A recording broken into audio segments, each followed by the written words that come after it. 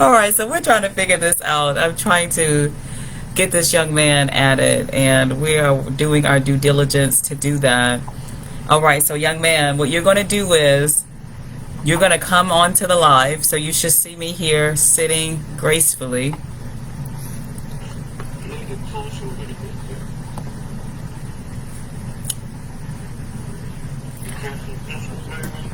Let me know when you see me, okay?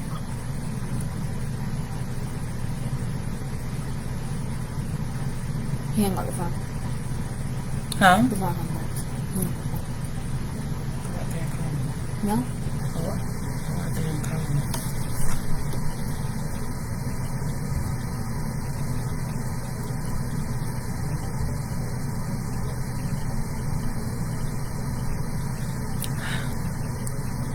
Hunny has inspired a particular child, and I know that it'll be a great opportunity to have that child speak with us. You know, this is just a reminder that you never know who's watching you. So be mindful of how you present and how you conduct yourself. And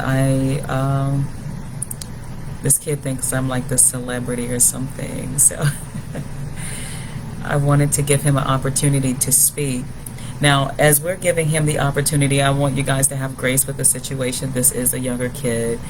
He's about 11. This is his first time doing this. This is my first time doing it with a child. But at the same time, I never know what God has for him or anyone else. So I want to give the children the same respect as I do an adult.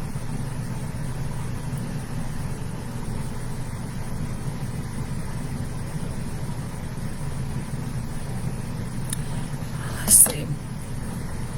Now we may have to improvise a little bit, and I'll bring my daughter on to do some questions. So Chloe, come on, get a stool, and you may have to slide in because I don't know what's going on with him. So we can proceed.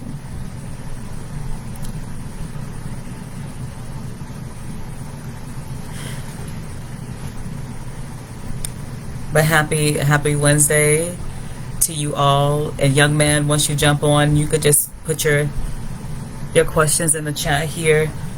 All right, baby girl, you can. All right, so you're gonna just ask me some questions? Yes, ma'am. All right, you don't want to be on camera? Okay, that's fair. Okay, what's your question for Hunny? My first question for you is, who was your biggest inspiration in the time of you writing the book? My biggest inspiration, let's see. My biggest inspiration was me. I wanted to discover who I am, and I'm still on that process, but I was just interested to get to know the rest of me, and so I just got started by getting started. Okay. What is your book about? Okay, so the book is about me choosing life and choosing to love myself no matter what, in all my forms, not just the refined and the polished version, but also to love, you know, the brokenness, and to love those seasons of despair, the torment, because I know and I knew that things were going to turn around for my good. So I'm extremely grateful for that as well. And so as she continues to get her questions, and she's also following up with the young man, I'm just here hanging out with you guys and exercising patience. I'm multitasking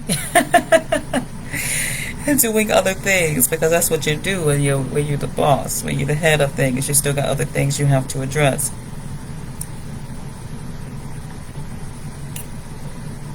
But truthfully, guys,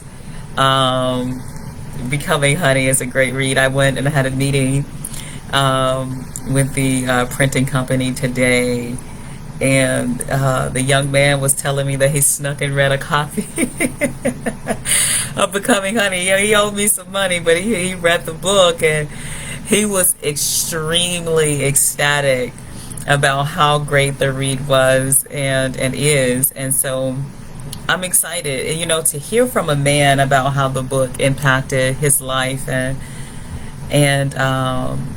me being a woman, and that he was able to have a takeaway is so beautiful. So he's on. Okay, so what do I do? He's just gonna type his questions in the chat. Okay, so the young man I was telling you about, his name is Leslie, and he's going to ask me some questions. He's going to type his questions.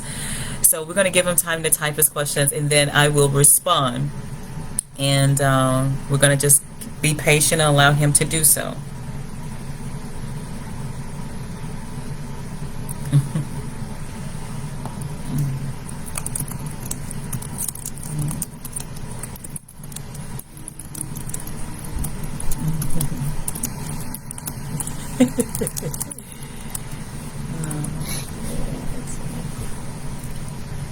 Okay.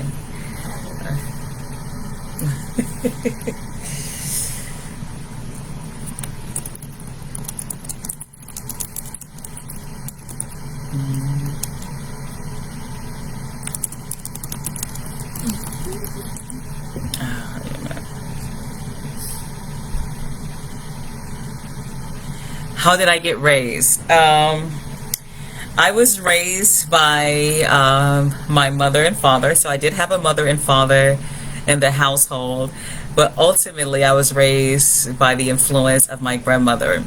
My grandmother was a pastor. She was an evangelist, and she was a fearless woman of God, and you saw God in everything that she did. And so as much as I used to fight, not wanting to be like her and thinking that she talked about Jesus and God so much, but now that I look upon my life, I'm walking in her footsteps. So I'm so grateful about that. So I had a good Christian upbringing. Yes. Do you have another question for me? And so as a kid, we were very structured. We went to church almost every day. Either I was singing in the choir, I was cleaning the church, or, you know, I was doing some type of revival where we just stayed in church, vocational Bible school, Bible study, everything. So, yeah, it was a beautiful time, but I didn't think so much of it. I didn't think so highly of it as I was going through it. You're doing great. You're doing a good job. You'll make a good host one day. So I'm going to wait on your next question.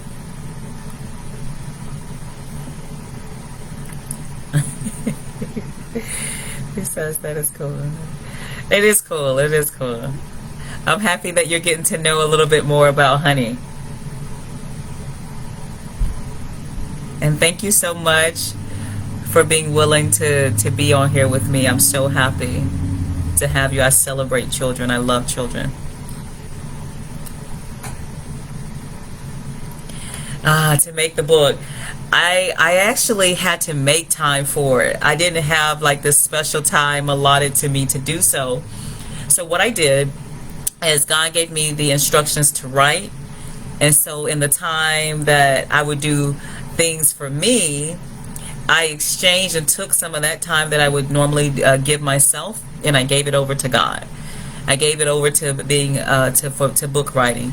I took time to become what God was asking me to become, and so that means I wasn't able to hang out. I wasn't able to go spend money on things. I had to really be disciplined and my time, and it seemed like everyone was going on vacation. It seemed like everyone was doing all of these fun things, and here I was asked to be still. And still to this day, I'm still not able to do a lot of things that I want to do in the moment. And that's because I do believe in the product that God is asking me to do. So I just take the necessary time. So I carve out time to write these books, and so that I can live in overflow in my latter years.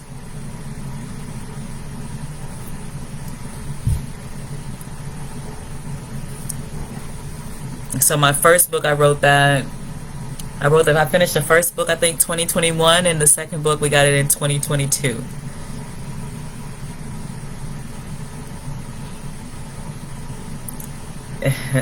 Oh, that's nice, but at the same time, but you made a good book. Yes, I did.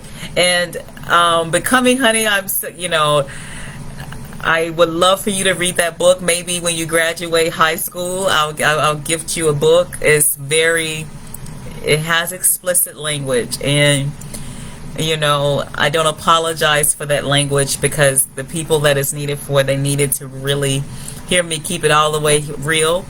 But I have a book coming, Rooted, that you can read, and hopefully you'll be able to understand it. I am a woman that walks very closely to God, so it will seem like I'm speaking in a high level of wisdom, but I do believe that you're a bright young man, and that you'll be able to hear me and to facilitate the actions that will be required for you to go into your next phase of life. So yeah.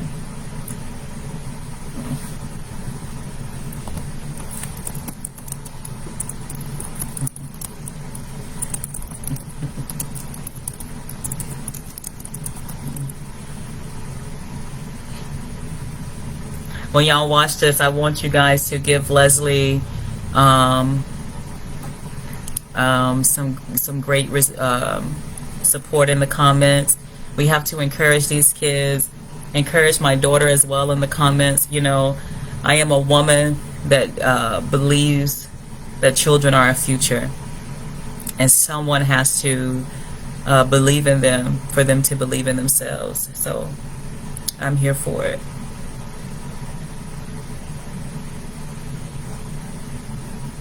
And so if you have any other questions, I'm still here with you.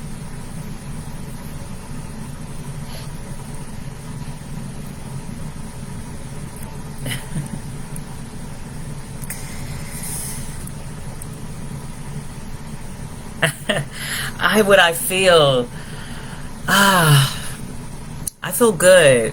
It felt amazing selling my first book. Because, like, the first person I sold the book to, because I gifted the book to my children first. And because the book is dedicated to my daughter, Chloe, shout out to Chloe. My son, Omari, shout out to Omari. No one has loved me as beautiful as they have. And other than God in heaven. But the book went through the roof when the first person, the complete stranger, invested $20. No one is giving $20 to someone.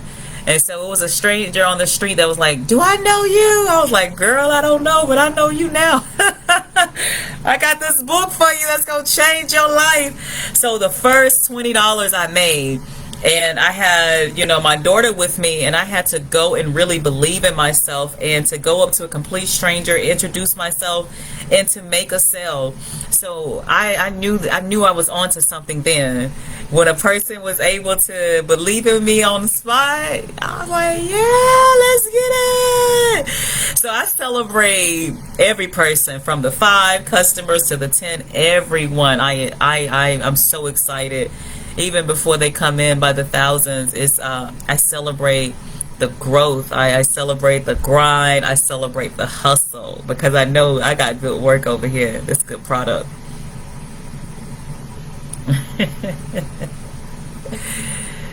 Yeah.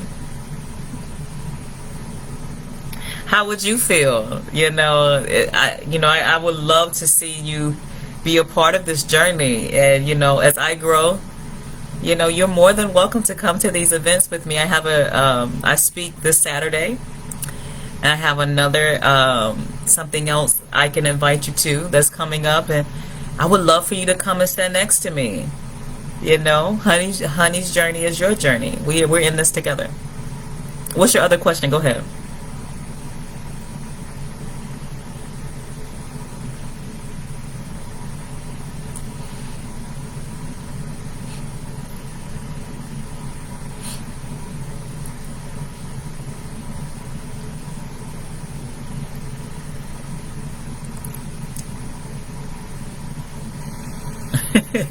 What's your other? You forgot? Okay, is that all the questions that you have? Can you think of anything else? You need to get a book? I got you. I will definitely make sure you get a copy. Oh, this is someone else. You need to get a book? Okay. Well, Miss Carlitha, definitely start with Becoming Honey first. You can go to my website, www.honeypublishing.com. Let me type it here for you, sweetheart. I'm so grateful that you're considering getting a book. I mean, it makes my heart so happy. It makes my heart so happy. I promise you, I will not disappoint you. You know, I'm super, super grateful about the type of work that we're putting out. Yeah, I remember. I love Kiki them. They're sweet girls. They're sweet girls. Sweet women, I shall say. Yeah. Yes.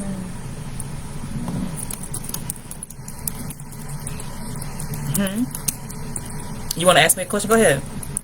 All right, Leslie. Chloe's going to ask me a question while you get your question. Okay. Speak up so they can hear you. What keeps you happy in the midst of hard times? What keeps me happy? What keeps me happy? The most things that people, if you don't know what I love more than anything, is God. Oh my goodness. My relationship with my Heavenly Father keeps me happy. It keeps me grounded. It keeps me rooted. It keeps me from popping off and snapping on folks and, you know, giving people the energy that they sometimes deserve. And what else keeps me happy is becoming a woman that I'm proud to be. You know, you have to be proud of yourself to walk with a level of grace, a level of class, a level of dignity. And so that makes me super, super excited, is that, you know, it's one thing for someone to pay you a compliment, but when you know and you feel it, that's different. And so I know and I feel it, baby, you know. You got another question? If not, Leslie, do you have another question? While she thinks of her next question. Y'all are doing a good job. Look at this. Look at these. These are fifth graders, guys. Fifth graders jumping on here, willing to ask questions. Ask questions. They have questions. I have answers. And so I'm so super excited about God's next generation. This is God's next. They're the next best thing. Okay, he says, I have my question. Now you don't have to answer if you don't want to, but what's the scariest moment or the hardest moments you have been through? Ooh, you better come through, young man. You better come through. I love it. Let's do the scariest moment. Oh, the scariest moment. Oh, I love this question. It's when I thought I lost myself. At some point, I lost myself and I didn't know where I was. I didn't know where I went, where I had gone, and I had no idea how to get me back. I got lost in pretending. I got lost in my habits, my routines, my practices, and I had become a woman that I didn't want to be. And so it got completely scary when I didn't like the woman that I saw. But to get this, when I didn't like the woman that I saw, everyone else still liked me. And so everyone else still celebrated me. Everyone else still gave me good praise. But I knew I was cheating myself. And because I was cheaping, I wasn't satisfied. And it got scary that I allowed the mean things that people were doing to me and had done to me to take me away from feeling worthy. And so I felt so bad for myself that I took a moment to step away from the world and sit privately in my room and allow God to sit with me. And what's the hardest moments I've been through? The hardest thing I've been through, prepare yourself for what I'm about to say, is overcoming rape and molestation. I don't know if you know what that is. And rape is when people they take permissions to have a body or a person's body that doesn't belong to them, and they take it into their custody, and they do all type of gross and nasty things to you and perverted things to you. And when that happened to me, I completely I shattered. I shattered. And it has taken years, baby. It's taken years to get myself back. And I'm just determined to help other men and women who, or young boys and girls that have witnessed rape and molestation, to push through. And so that's why some of the book you cannot read, because I do go into detail about that. And so, but, you know, we bless and we love on everyone. So that's the hardest moment I've ever been through. The scariest and the hardest. That was a good question. I really love it. I do, and that is hard to do. Jesus. I love your genuine reaction. Thank you. Big question. How old when this happened? Did you tell anyone? Okay, so this is very good questions. I did tell. Well, okay, so you remember I told you about my grandmother. My grandmother was an apostle. And so we stayed in church so much that we didn't have time to go like to friends' house and things of that sort. So we were like a close-knitted family. And so when I was being raped, I didn't know that I was being raped. I thought it was love. I thought that's the like normal behavior. So I didn't know to tell.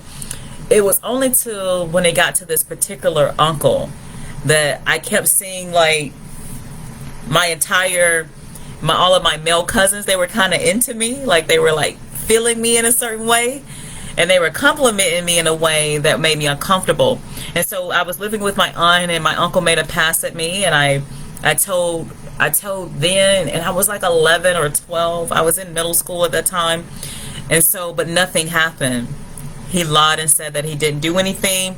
And my family didn't ask me any more probing questions. Probing means like any other follow-up questions to see if I had been touched. Because if they had, then I would have known then to go and be like, oh, this happened too. Help me. Get me out of here. Help me, please. Somebody help me, please. You know, and so so that that was Carlitha that answered that question. So yeah, I did tell. Nothing happened. So when nothing happened, I was like, why say anything else? So that's why I kind of went back to it has to be love, because my family was a family that was celebrated in the community. Now my grandmother was a community leader, and so here I am, a truthful person, and oh my goodness, oh my goodness, sorry.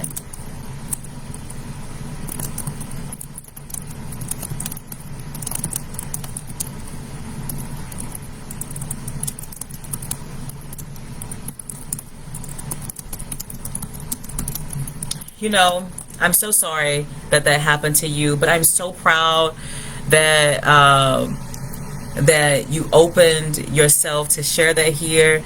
Oh, this is a healing circle. This is a healing circle. And I pray that you have forgiven the man or woman, or men or women, that has done that. Just know that people that do stuff like that, they are not okay.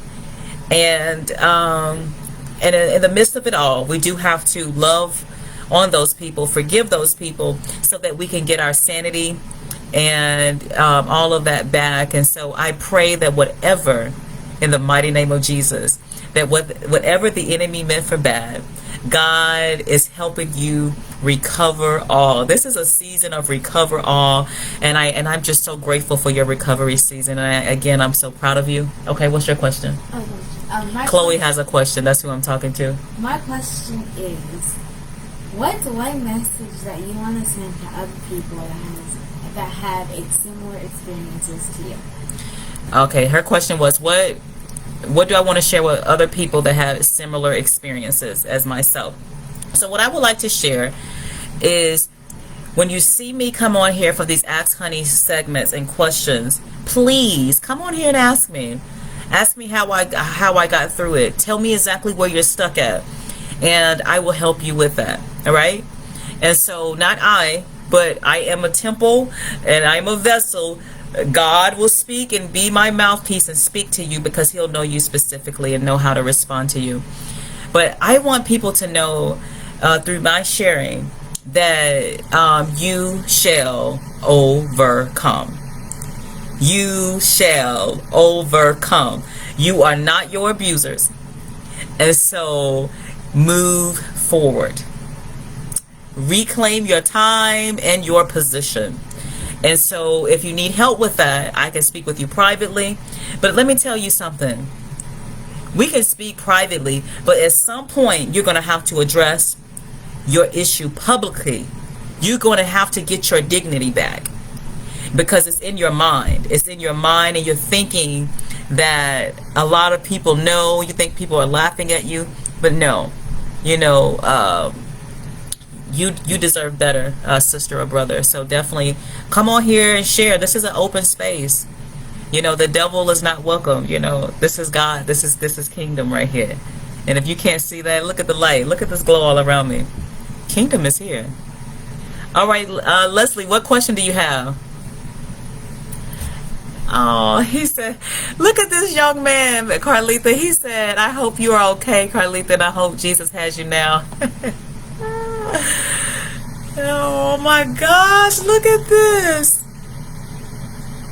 You feel this? You was ashamed? I was too. I was ashamed of me. I was ashamed of me so much that I was going to lose my opportunity of having a king. Jesus, ain't that something? Lord have mercy.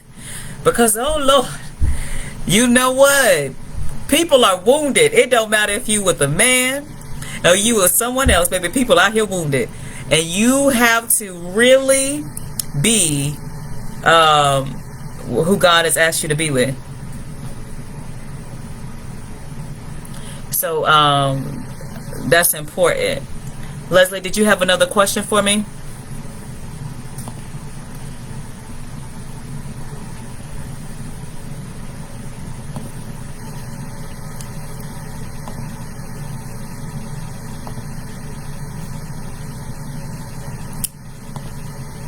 Did you? Okay. What is a moment when you thought your life was over, ending from something like an injury? When I thought my life was over. Let's see. That's a good question. Let me see. When I thought my life was over. Oh, I talk about this one time when I thought my life. I had a newborn baby, so I just had Chloe, right?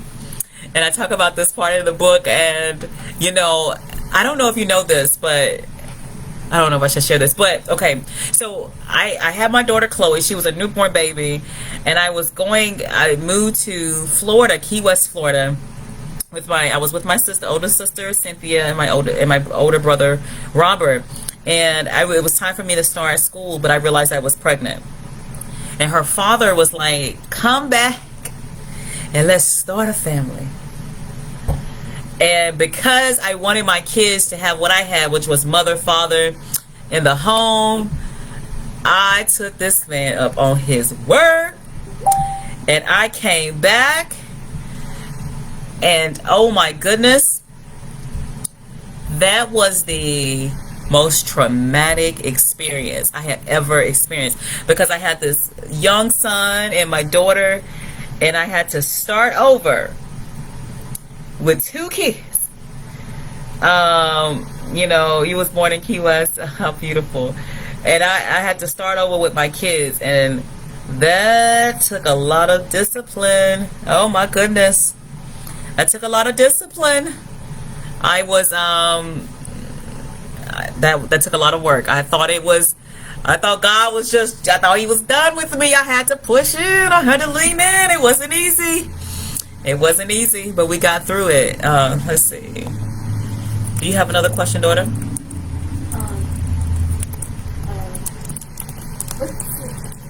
What's one of the biggest... You got to speak up, baby. They can't hear you. What's one of the biggest regrets you have? One of the biggest regrets? The one thing about Honey, I have no regrets. I have no regrets. Oh my goodness. Oh. Even in my carelessness, I have no regrets, because everything has made me the woman that I am. I can relate to all types of people. I've been through all types of abuse. I've been through all types of lows and highs. I've experienced so much. It's a wide range. So it's allowed me to be relatable. And so I want to be able to relate to as many people as I can and become a safe place for as many people as I can. So that's important. Yes. All right. What's one time where your faith was tested the most? Okay, so her question is, what was one time my faith was tested the most?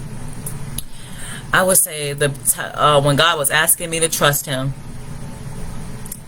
When God was asking me to trust him when my heart was already broken. Oh my goodness. Have you ever been there? When God asks you to trust him in the midst of a storm. That was tough. Oh my God, that's where faith was born. It bloomed in those dark places, in those alleys, in those valleys where I was screaming and my mind was screaming so loud and I couldn't silence what was going on here. That's when my faith was birthed. My faith was birthed when I was on a dead-end road and I had no one to help me, no one to turn to. And all I had was my kids, and and I had to, make it with them, because I knew that they wouldn't make it without me. I knew. I just knew my character. I always knew that I was a child of God. I always knew that my children would need me no matter what. So that's where faith starts. Faith started then, and it hasn't stopped. So I am this woman of God through hard work and dedication, and it turned to excellence. Yes. So this was some very great questions.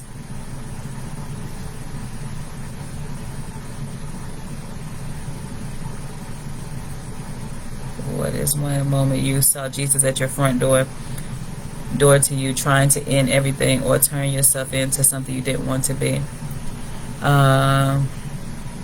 One time I saw Jesus at my front door is when Jesus was telling me to leave a lifestyle alone. And he told me that person wasn't good for me. But that person looked mighty tasty in front of me. And I wasn't finished snacking on this snack.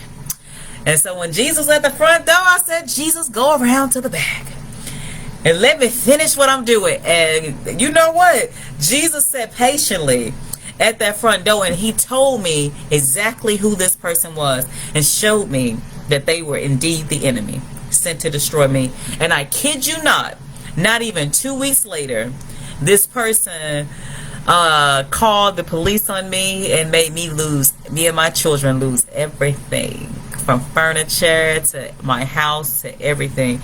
And so if I didn't listen to Jesus and let him in the front door, not the back, baby, ain't no telling what that person would have done to me. Because they took material things, but they didn't take my soul. So baby, I overcame. I'm an overcomer. That's a very good question. I want to thank you. Great questions. Great questions. Well, the cops were called because I was living in a place that I didn't belong, and that meant God was calling me to a different place. And so, God wanted me to be in a relationships and to entertain things that were good for me. And so the cops were called because you remember I said Jesus was knocking on the front door and I was telling him to wait. And so the cops were called because God knew that I responded to authority. Even if I wasn't responding at the time to kingdom authority, he knew that I was respond to the law here on earth. I still abide by the law. And so that got me in check. And so I needed to see the police officer, because one thing about it, baby, I'll push the limits. If God asked me to do something, if he is not straightforward with me, I knew how to cut corners. And God just became such a good God and such a giving God to me that I was taking advantage of him. And so he had to do what he had to do. And so I was okay with it. I knew that was God coming for me. It wasn't even about the cops. I knew that God was saying, open the door to me. I want you. And so I cannot wait till you can read Becoming Hunny so you can really get the full story on my life. I'm careful of what I say to you about the things I've entertained, because God has you watching the woman that I am now, and I want to make sure that whatever you're gleaning from my life, that I don't give you any ideas to go backwards or go astray. So that's important. So it's definitely been a wonderful time here. Again, I want to give a special thanks to Chloe, my daughter. I want to give a special thanks to Leslie. I want to give a special thanks for Miss Carlita for sharing. And I want to give a special thanks to everyone that will watch this later. I'm so grateful for you. Listen, I appreciate you. You all are honey appreciated. So whenever you see me, if you haven't had the opportunity to order your book and you want to ask me some questions, definitely tap in, hit me in my messenger and tell me that you want to ask me some questions. I'm here for it. And if next week I have a great special guest that's going to do Ask Honey. This is someone that has read the book, and I cannot wait for y'all to hear from someone that has read the book. My daughter too has read the book, and so my daughter, she learned a lot about her mom, and my son's like, woo, mama, Jesus, you're strong, but baby, you got a story. So I'm grateful for everyone that reads the book. And I'm very grateful for the people that's going to come on to the Ask Honey segments.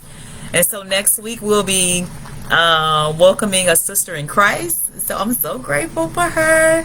And until next time, thank you guys for joining me. Love, love, love.